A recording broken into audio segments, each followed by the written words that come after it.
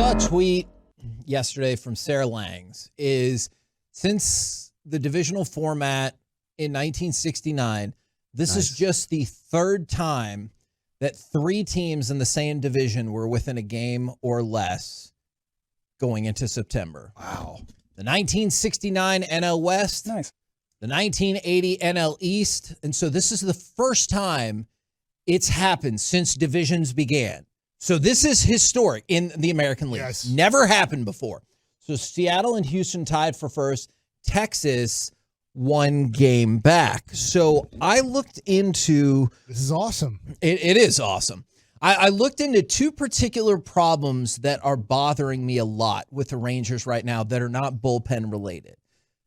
Sort of. Because one of them is kind of look, you can't escape it. The bullpen is so bad, it trickles into other avenues. And you're like, hey, guess what? We're still not helpful here. I asked Bochy the other day, or is the bullpen is what it is? And he was like, I can't say it is what it is. If he had the truth serum, he'd be like, you're damn right, Corey. And I want people to stop hitting me up about that. I did have somebody yesterday. I was at a 9th grade football game, and I'll just say one of my good friends. He was like, gosh, I listen to you guys all the time, and I know what Bochy's been saying all year. And I was like, he kind of has to publicly say that, right? I mean, behind the scenes, I don't think Bochy is saying those things. He would love a better bullpen. He would love better options. Yeah. But he's not going to publicly say, well, he's just not very good. What do you want me to do? The other choice isn't very good either. I'm trying my best to pick which guy could possibly be good in this situation. Yes. No, I think you're onto something there. But there are two aspects, and the one might sound odd. Series-ending losses. Now, I started to look at this a couple of weeks ago, and you remember I asked, Reggie, are you Reggie and I discussed this at length a couple weeks ago. They had a pattern where they would lose the last game. So I asked Boch about this a couple weeks ago, and he is essentially like, look, there's some slight things, but it's really not particularly different than any other game. The Rangers have lost 7 straight series-ending games. 5 of those, 7. That's astonishing. And by the way, if the Arizona one makes you mad because that was only 2 games and you want to take that one out, fair enough. But that would still be 6. But they've lost 7 straight series-ending games. Of those 7, 5 of them were decided by a run or 2, and 3 of them were decided in extra innings. So this is a full-blown pattern. You've seen it against Oakland, San Francisco, the Angels, the Brewers, Arizona, the Twins, and the Mets. They're losing the last game of this series. And now I realize you might be like, they still won the series with the Mets. And I understand that. But when you start to pile it up, it feels problematic. Yeah. And Mike, this is where I want to go to you before we get to the other part. Close them out, sweep them, dude. Yeah. You brought up something in the pre-show the other day that I thought was really interesting about why this might be happening in series like the Mets series. Yeah, and I talked about this on Bally Sports on the pregame show too, is we have short-term goals, we have long-term goals, and longer-term goals. However you want to put it. There's multiple goals that you have, especially as a team. And a short-term goal is today. There's shorter-term goals individually, but a short-term goal is let's win today. That's a short-term goal. Sure. We're just talking about today. And there's even shorter-term goals in those to try to get to the goal of winning today. But a little bit of a longer-term goal is we want to win the series. We want to beat the Minnesota Twins. We want to beat and win the series in New York against the Mets. But here's the issue with setting those standards. When you win the first 2 games of a series, and the Rangers did that against Oakland, they did that, I believe, against Anaheim, and they did that recently against the New York Mets. Well, any sports psychologist would tell you, Donnie Cockstein, who obviously Derek Holland has talked a lot about, he was with me with the Texas Rangers. He's with the Dallas Mavericks and have been with them for 2 decades. When you start setting goals of we want to win the series, what happens when you win the first 2 of a series and there's a 3rd game left? It feels a little bit like a freebie. It feels a little bit like a give up or giveaway game. Well, if we win it, great. But if not, we reached our goal. Those are always bad goals to set. Just like if to start the year, I'm not saying Corey Seager had this as a goal at all. He should never have this as a goal. I want to hit 25 home runs. If Adolis Garcia has a goal of I want to have 100 RBIs. What happens when you're 2 RBIs away from setting that goal and you still have 30 games left? It feels like, well, I've reached my goal. Everything else is just extra on top of the goal that I've set. I've hit 25 home runs. Every extra home run is just an extra home run. I've already reached my goal.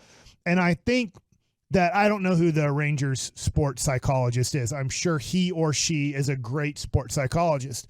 But I do think there's a little bit of, my dad taught me this through Gene Mauch and Billy Martin. Those were his 2 main managers when he played Major League Baseball for the Rangers and Twins. And it continued. You'll hear managers say this, and I do believe that Bruce Bochy says this. And I do think that we should stop saying this. I don't want to use the term sweep, or you really talk about winning series.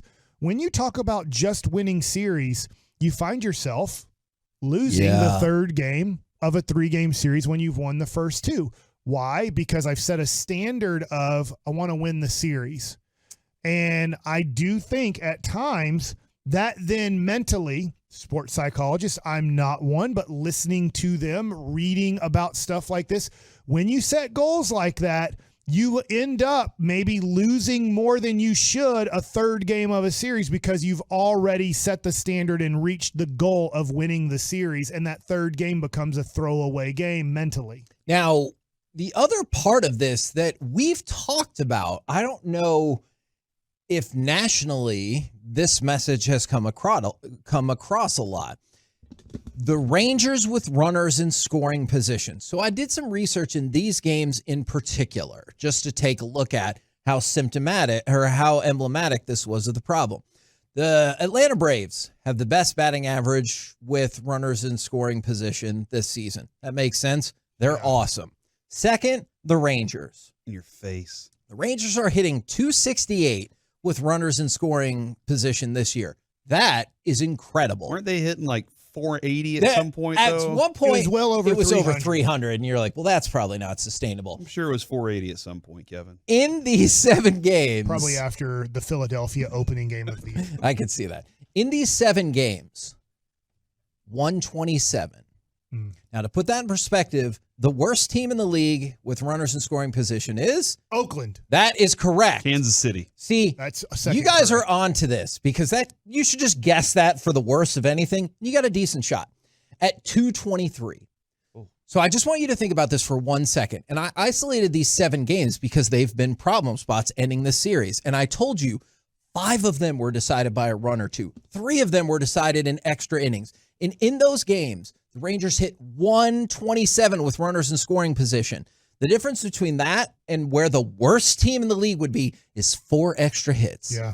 Now, just think, if you had the opportunity to even hit the worst in the league for the whole season in these games, you could have probably picked up another 2 wins, maybe more, at a time when it feels like every game, like tonight's game is hugely important because literally every game from here on out is hugely important, not only to you, but also to see what Seattle and Houston do. Corey, to Kevy's point over there, K-Dog, is if the Rangers play the exact same way they did in New York against Minnesota and against the Houston Astros, this homestand coming up, I've said this before and I'll say it again. They'll lose 5 out of 6 of these games, if not get swept and lose all 6 games. I don't think they will.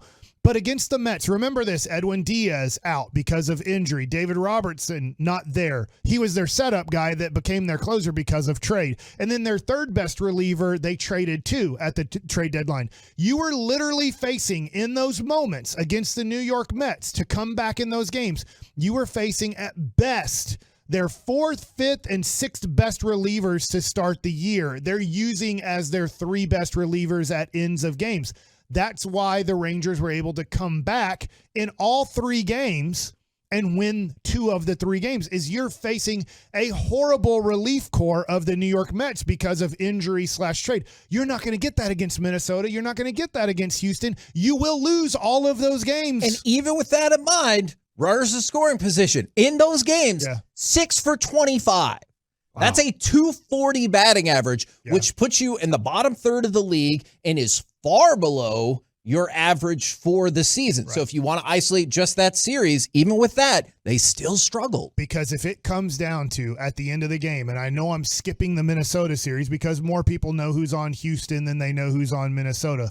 Do you think in a 1-1 game or a 3-3 game, and now it comes down to the battle of the bullpens, do you think you're going to get, with runners in scoring position, Jose Altuve, Alex Bregman, Yordan Alvarez, hell, Chaz over there. Chaz crushes our Heine.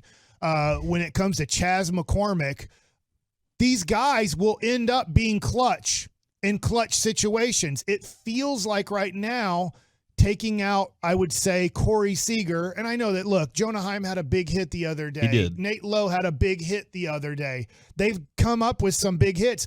But if you go 0 for 5 with the bases loaded, if you do this against these good teams, not only Minnesota and Houston, but coming up here pretty soon, Toronto, Seattle, Boston, I know struggled against Houston, but that's an over 500 team. If you do this, again, you're going to find yourselves out of the playoffs, and not at the end of the year. You're going to find yourselves behind Toronto and chasing Toronto within a week, and I hope that's not the case.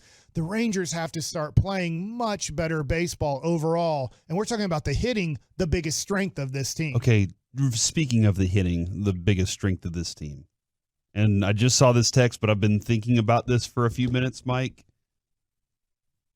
I know you like having Simeon and Seager there because they get on base. Like, those are your two best hitters. Mm-hmm. But Adolis isn't doing his job right at that spot. Right.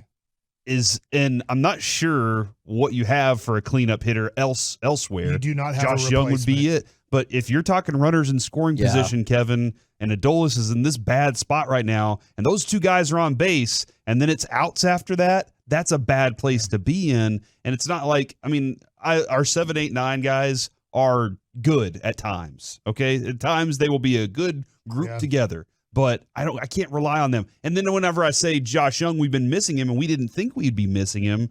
Like, that's another thing is if Adolis was to get hurt or if Adolis was to get out, you could possibly have Josh Young clean it up. And that's not happening right now, Kevin. And so that's where a little bit of my concern is do I need to maybe move my lineup around a little bit? And I don't want to do that here this late in the season. Do I want to put Seager at 4? Do I want to put somebody else up at 2? And that's. I think I'd keep Seager at 2 to give him the most at bats possible, and because if I put him at 4, they're going to some more RBIs, probably, right? But they're going to walk him even more. Okay, yeah. Do you understand? Yep. So if you're batting behind me, nothing against you, I'm not going to get any pitches to hit. If Corey Seager's batting behind me, I'm going to get all the pitches in the world to hit. Now, you might help out Adolis by putting Seager behind him, but you're going to crush Seager because they're never going to pitch to him. It's just the idea, Kevin, of like, hey, man, I can get Marcus on base, and then Corey Seager might drive him in. That's one run. Yeah. You know, and we need a lot more than that. We're the KNC Masterpiece right here on 105.3 The Fan. Carter. I figured Carter that was coming. And bench Adolis. No, you put him in left field. Or you can put him in center field.